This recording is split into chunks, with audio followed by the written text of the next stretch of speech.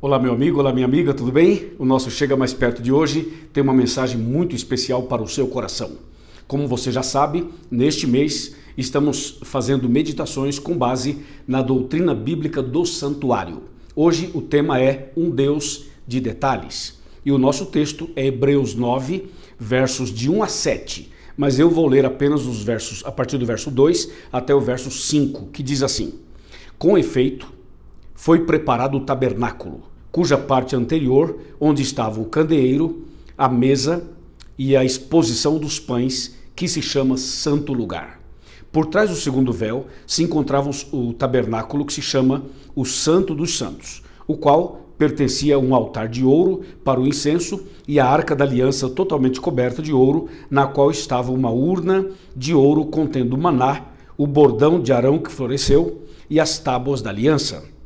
E sobre ela os querubins da glória, que com sua sombra cobriam o propiciatório, e dessas coisas todavia não falaremos agora pormenorizadamente. Pensa num texto bíblico extraordinário que é esse daqui. Nós, no estudo de ontem, na mensagem de ontem, falamos que o pecado separou o homem de Deus. E Deus pediu a Moisés que construísse um santuário para que Deus pudesse continuar habitando no meio do povo. E aí analisamos então esse detalhe da construção do santuário e que Deus deseja continuar falando conosco. Hoje nós estamos já analisando os detalhes do santuário. Na verdade, Deus queria ensinar ao povo de Israel e consequentemente a toda a humanidade o plano da salvação. E Deus então estabelece o santuário como uma estratégia e uma forma didática para ensinar ao seu povo e a todo mundo esse princípio maravilhoso da graça, do perdão, da reconciliação e da salvação. Por isso é construído, portanto, o santuário. O santuário é feito cheio de detalhes, porque cada detalhe do santuário tinha uma relação muito profunda com os significados do plano que Deus tinha e tem da salvação para nós. Analisemos. No pátio do santuário tinha dois objetos: um altar de sacrifício para o sacrifício de animais, tinha também uma pia de bronze cheia de água, um tipo de uma bacia. Aí, entrando no santuário, nós encontramos o lugar santo. E no lugar santo tinha três objetos. De um lado, a mesa com 12 pães da proposição, pães asmos, portanto sem fermento. Do outro lado estava o castiçal com 7 lâmpadas. Essas lâmpadas ficavam acesas dioturnamente. Do outro lado estava um altar de incenso, que ficava já na divisa do santo com o Santíssimo. Aí, entrando no Santíssimo, tinha que passar por um véu. Havia uma cortina grande, um véu. E esse véu, essa cortina, então separava o santo do Santíssimo. E entrando no Santíssimo, encontrava-se ali uma arca, a Arca da Aliança, ou a Arca do Concerto. Essa arca era bastante curiosa, porque ela era feita de madeira de acácia, portanto, e também revestida de ouro. E a tampa dessa arca chamava-se propiciatório, e em cima do propiciatório tinha dois anjos que foram esculpidos e preparados com ouro puro, e dois querubins. Esses anjos querubins ficavam nessa disposição aqui, um de frente para o outro, em cima dessa tampa chamada propiciatório. Dentro da arca tinha três objetos. Tinha a vara de Arão que floresceu, as tábuas dos 10 mandamentos e também o maná. Isso estava dentro da arca, no lugar santíssimo. Agora é muito interessante porque lá no pátio, onde tinha o altar de sacrifício e a pia com água, ali estava o sacerdote e o pecador arrependido. No lugar santo só entrava o sacerdote e ele fazia um ritual ali 2 vezes por dia. E no lugar santíssimo só entrava o sumo sacerdote uma vez ao ano. Esse dia era também conhecido como o dia da expiação para o povo de Israel, e Yom Kippur, o dia da expiação, o dia sagrado. Ali entrava o sumo sacerdote, repito, uma vez ao ano. Assim era toda a estrutura do santuário. Agora, para que era o santuário exatamente? O santuário era um local onde as pessoas pecadoras, obviamente, arrependidas, levavam um animal e ali no pátio esse pecador arrependido colocava a mão sobre a cabeça do animal, confessava os seus pecados para Deus e então pedia perdão para Deus, e Deus transferia a culpa desse pecador arrependido para o animalzinho. E esse pecador arrependido pegava um cutelo, um facão e sacrificava o animal. E significava o seguinte: o pecado do ser humano tinha sido perdoado por Deus e a culpa dele era transferida para o animal. E o animal morria no lugar dele, porque o salário do pecado é a morte, como está em Romanos 6:23. Assim era feito lá no pátio. O sacerdote pegava o sangue desse animal e então colocava numa vasilha e entrava no lugar santo. Ali no lugar santo ele pegava o seu polegar direito, molhava no sangue e ele fazia impressões digitais ali no altar, tanto no altar de sacrifício lá fora, quanto no lugar santo, quando ele derramava o sangue, a base ali, perto ali das cortinas do santuário, fazendo, portanto, ali um ritual, transferindo o sangue do animal para o lugar santo. Era como se o sacerdote estivesse transferindo o pecado que saiu do homem, que foi para o animal, e agora, através do sangue do animal, para o lugar santo. Assim era feito 2 vezes por dia, o ritual da manhã e o ritual da tarde. E 1 vez por ano, o sumo sacerdote entrava no Santíssimo, que era o dia da expiação, e ele então pegava 2 animais, 2 bodes, e lançava sortes. Um bode representava Cristo e o outro representava Satanás. O que representava Satanás ficava vivo e era abandonado no deserto e lá ficava abandonado. E aquele outro que representava Cristo era sacrificado e o sangue dele era colocado numa vasilha e o sumo sacerdote levava para o Santíssimo aquele sangue e fazia então o ritual perante Deus que se manifestava ali. E aquele sangue era oferecido a Deus como símbolo do sangue de Cristo que um dia seria derramado na cruz do Calvário. Aí Deus se manifestava ali de maneira muito sobrenatural, de uma maneira muito extraordinária, e Deus então perdoava os pecados do povo. Enquanto esse ritual do lugar santíssimo era feito, o povo de Israel ficava acampado em volta do santuário, nas suas barracas, em contrição, em oração, em arrependimento, clamando a Deus. Porque quando o sumo sacerdote saía dali, ele saía com uma notícia, se Deus havia perdoado ou não os pecados do povo.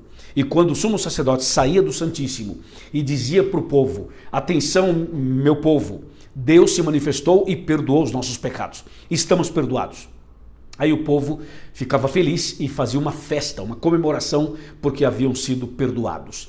E aí o santuário era totalmente purificado, eles limpavam, eles purificavam, trocavam as cortinas ali, preparavam tudo para que no ano seguinte acontecesse tudo de novo, e assim todos os anos se repetia esse ritual, lá do pátio, do santo e também do Santíssimo.